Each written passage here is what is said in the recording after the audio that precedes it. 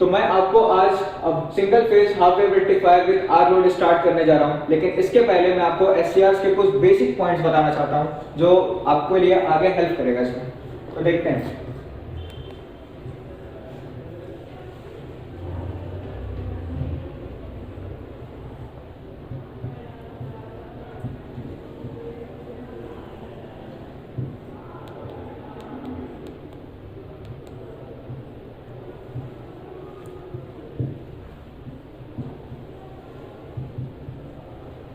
ये SCR का PN junction diagram है, जिसमें आप देख सकते हैं कि it is a 4 layer 3 junction device. 3 junction से मेरा कहने का तात्पर्य ये है, ये देख सकते हैं आप, एक तो मैं आपको डार्क कर दे रहा हूँ, ये पहला लेयर है, पहला जंक्शन, दूसरा जंक्शन और ये तीसरा जंक्शन है J1, इसको मैं नेम दे रहा हूँ J1, J2, J3। और जो लेयर्स हैं PN, ये 4 लेयर और 3 जंक्शन डिवाइस है। SCR का जो बेसिक हम बुक्स में जो आप डायग्राम देखते हैं वो आपको दिख सकता है इस टाइप का।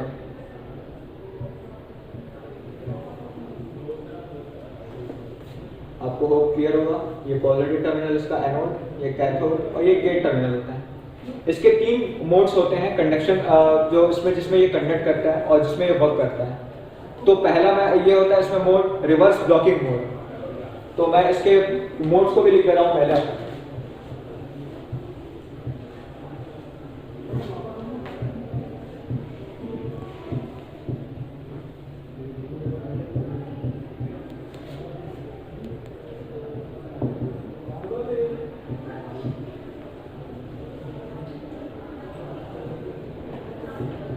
फॉरवर्ड ब्लॉकिंग मोड,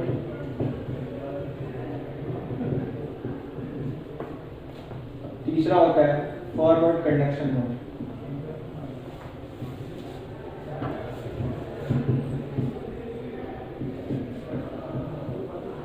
जिसमें ये ऑन स्टेट में होता है, इसमें ये ऑफ रहता है और इसमें तो ये ऑफ ही रहता है।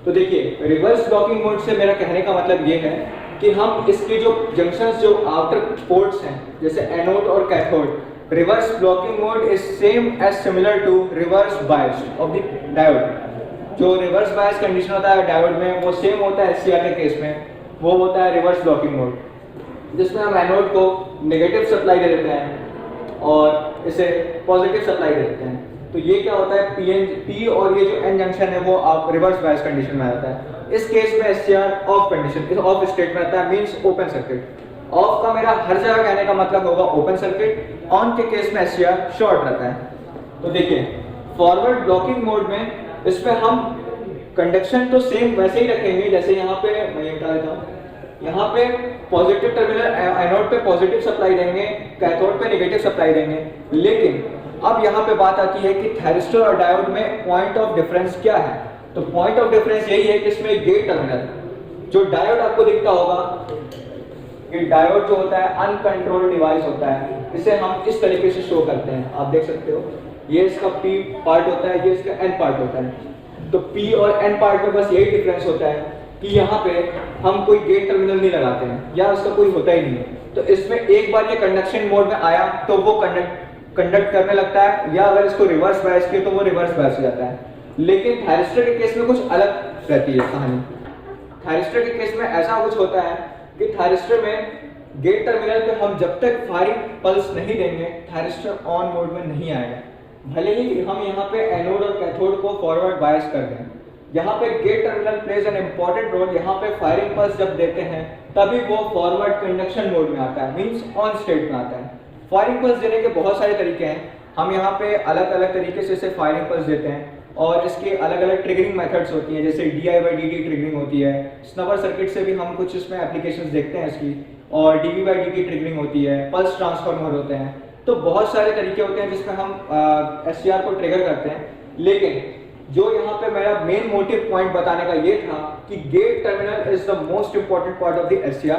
यहाँ पे जब तक हम इसे फायरिंग पल्स नहीं देंगे वो कंडक्शन मोड में नहीं आएगा, वो ओपन सर्किट ही रहेगा।